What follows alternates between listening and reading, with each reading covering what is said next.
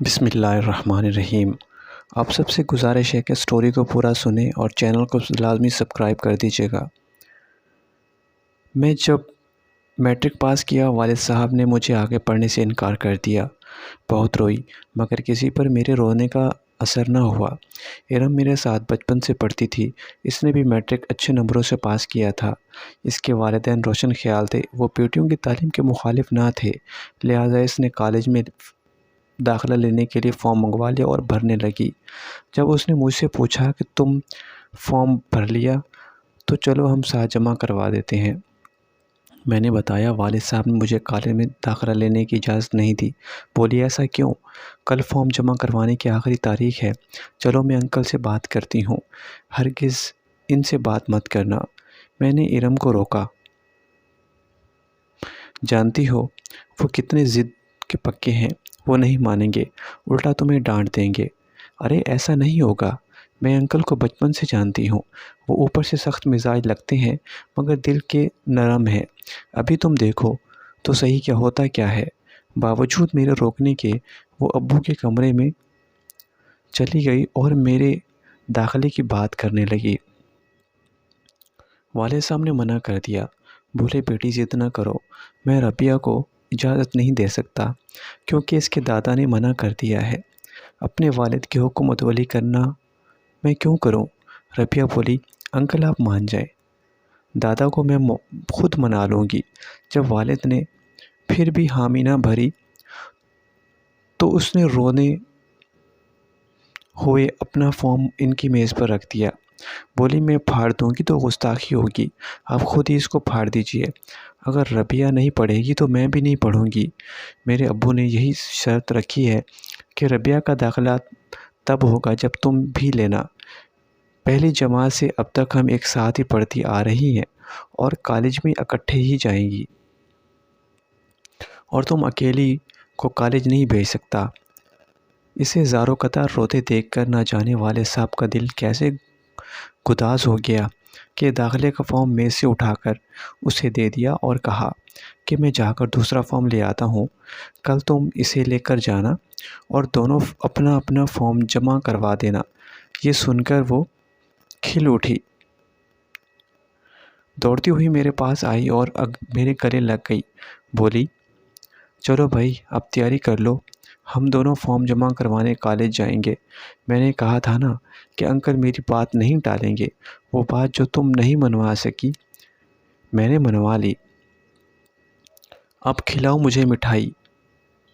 یوں ارم کے آنسوں نے میری کامیابی کا راستہ کھول دیا اور اس کی جرأت نے مجھ پر تعلیم کے دروازے کھول دیے۔ ہمارا داخلہ ہو گیا اور ہم نے مضمون بھی ایک جیسے ہی رکھے۔ کالج جا کر میں بہت خوش تھی، کالج کی زندگی کا اپنا ہی مزہ ہوتا ہے۔ ارم مجھ سے زیادہ خوش تھی کہ ہمارا ساتھ نہیں چھوٹا تھا، اب ہم روز اکٹھے جاتی اور اکٹھے آتی، راستے پر باتیں کرتی جاتی تھی۔ کتنے خوبصورت دن تھے وہ بھی۔ 2 سال بخیریت اور ہنسی خوشی گزر گئے۔ ہم نے انٹر کا امتحان پاس کیا اور اچھے نمبر لیے، مگر تیسرے سال ایسا واقعہ پیش آیا جس نے ہم دونوں سہیلیوں کو آپس میں جدا کر دیا تھا۔ ہمارے کالج کے پاس ایک شاپ تھی جس پر چاٹ بکتی تھی، اکثر لڑکیاں وہاں سے چاٹ منگوا کر کھاتی تھیں، کچھ پیک کروا کر گھر ساتھ لے جاتی تھیں۔ ہم دونوں بھی کالج سے چھٹی کے بعد وہاں سے کبھی چھولے کبھی دہی بڑے پیک کروا لیتی تھیں، وہ اپنی بہن کے لیے اور میں اپنی بہن کی خاطر، کیونکہ وہ دونوں فرمائش کرتی تھیں کہ ضرور لانا۔ ایک دن شاپ پر ایک خوبصورت نوجوان بھی یہ چیزیں پیک کروا کر لے جا رہا تھا۔ اس نے مجھے دیکھا تو ٹھٹک کر رہ ہی گیا۔ میں اس کی نظروں کو ان کہی کہانی سمجھ گئی۔ دوسرے روز بھی وہ اسی وقت وہاں پر موجود تھا۔ اس روز ارم کا موڈ کچھ خریدنے کا نہ تھا، لیکن میں اصرار کر کے لے گئی اور چھولے پیک کروا لیے۔ وہ نوجوان مجھے بغور دیکھے جا رہا تھا۔ پھر تو یہ معمول ہو گیا کہ میں روز کچھ نہ کچھ پیک کروانے لگی اور وہ بھی مقررہ وقت پر وہاں پہنچا ہوتا تھا۔ بہت جلد ارم کو راز معلوم ہو گیا تو وہ نوجوان میرے لیے اس شاپ پر جاتی تھی۔ اسے یہ بات اچھی نہ لگی، مجھے سمجھانے لگی کہ تم یہاں مت آیا کرو، کبھی کبھی ایسی چیزیں لینا اچھا لگتا ہے مگر اسے روز کا معمول مت بناؤ۔ میں کہاں ماننے والی تھی؟ اس نوجوان کی جادو اثر نگاہیں مجھ پر اثر کر گئی تھی اور میں اب اس کے دیدار کے بہانے ڈھونڈنے لگی تھی۔ ارم ہمیں بہت بے بسی سے تکنے پر مجبور تھی۔ پہلے کچھ دن اس نے مجھے برداشت کیا، سمجھاتی بھی رہی کہ بات آگے بڑھنے سے پہلے قدم پیچھے ہٹا لو ورنہ مشکل میں پڑ جاؤ گی، اس شاپ پر جانا چھوڑ دو ورنہ میں تمہارا ساتھ چھوڑ دوں گی۔ مگر مجھے اس کا سمجھانا زہر لگنے لگا اور ایک دن زچ آ کر کہہ دیا کہ میں کوئی جرم نہیں کر رہی، اگر تم اسے جرم سمجھتی ہو تو بے شک مجھے چھوڑ دو، میں اکیلے کالج سے گھر چلی جایا کروں گی، میں تمہاری سوچوں کی غلام نہیں رہی ہوں۔ وہ مجھے اکیلا نہیں چھوڑنا چاہتی تھی۔ کافی دنوں تک اس نے مجھے سمجھایا اور میرا ساتھ دیا، مگر تمام راستہ مکمل اس کے ساتھ کلام نہ کرتی اور ہم کالج میں بات کرتے تھے۔ ارم نے میرے گھر آنا چھوڑ دیا تھا۔ مجھ پر اس کی خاموش احتجاج کا بالکل اثر نہ ہوا۔ میں کہتی میری اپنی زندگی ہے اور تمہاری اپنی، تمہارا کوئی حق نہیں بنتا کہ مجھے چھوٹی چھوٹی باتوں پر ٹوکو، میری زندگی ہے، میری مرضی ہے، مجھے خوشی سے جینے دو۔ بالآخر ہمارے درمیان اتنا تناؤ بڑھا کہ دوستی ٹوٹ گئی اور ہمارے راستے الگ ہو گئے۔ اب ہم فوراً 4th ایئر میں تھے۔ وہ اپنے گھر سے اکیلی جاتی تو میں دیر سے تیار ہونے کا بہانہ کر کے بعد میں نکلتی اور آگے جا کر اس نوجوان کا ہمرکاب ہو جاتی جو ایک خاص مقام پر میرا منتظر ہوتا تھا۔ اس کا نام یوسف تھا اور ہماری ملاقاتیں باقاعدگی سے جاتی تھیں۔ ارم کا کانٹا درمیان سے نکل چکا تھا۔ مجھ سے دوستی ترک کرنے کا یقیناً اسے بے حد دکھ تھا، لیکن کیا ہو سکتا تھا؟ اب ہمارے خیالات الگ الگ اور راستے جدا جدا ہو چکے تھے۔ میں سمجھتی تھی کہ یوسف جیسے خوبصورت نوجوان کو پا کر میں نے سب کچھ پا لیا ہے اور ارم بے وقوف ہے، اسے دلوں کے حالات کا کیا پتہ۔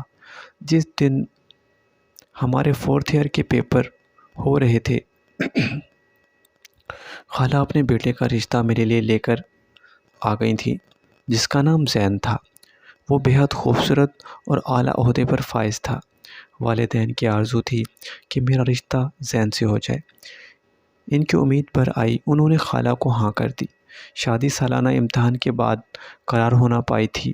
میں نے یہ بات سنی تو پیروں تلے زمین نکل گئی، کیونکہ مجھے صرف اور صرف شادی جو یوسف سے کرنی تھی۔ میں نے اس سے رابطہ کیا اور اسے صورتحال سے آگاہ کیا۔ وہ یہ سن کر اداس ہو گیا۔ اس نے اپنے والدین کو کیوں نہیں بھیج سکتے؟ تم میں کوئی کمی نہیں ہے، جب وہ میری مرضی پوچھیں گے میں تمہارا نام لوں گی اور زین سے شادی سے انکار کر دوں گی۔ غرض یہ کہ میرے اکسانے پر اس نے اپنے ماں باپ سے بات کر لی۔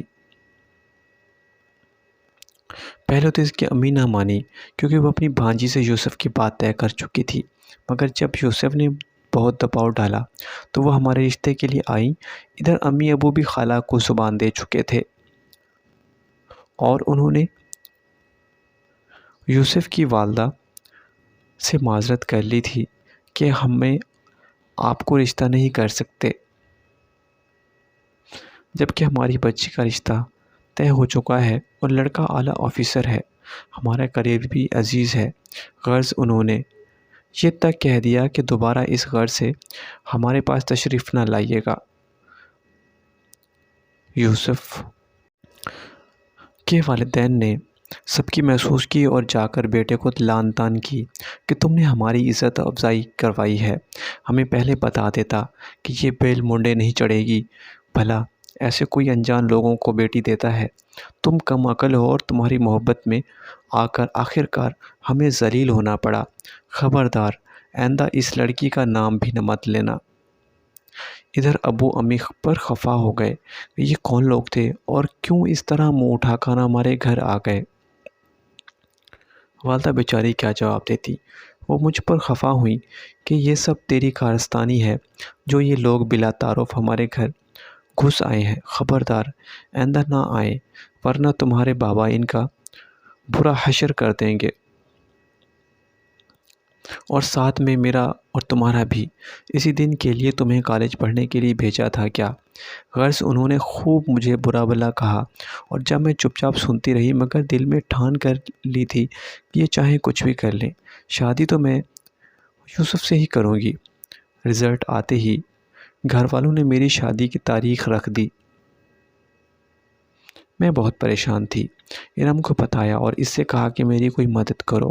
اس نے کہا صبر کرو ورنہ بھاگ کر یوسف سے شادی کر لو۔ اس نے ویسے ہی طنزیہ کہا تھا مگر میں نے اس بات کو گرہ میں باندھ لیا۔ ادھر یوسف فون کروا رہا تھا کہ کسی اور سے شادی مت کرنا ورنہ ہم دونوں تمام عمر جدا ہو جائیں گے۔ ایک بار اور والدین سے منت کی کہ مجھے زین سے شادی کرنے پر مجبور نہ کریں۔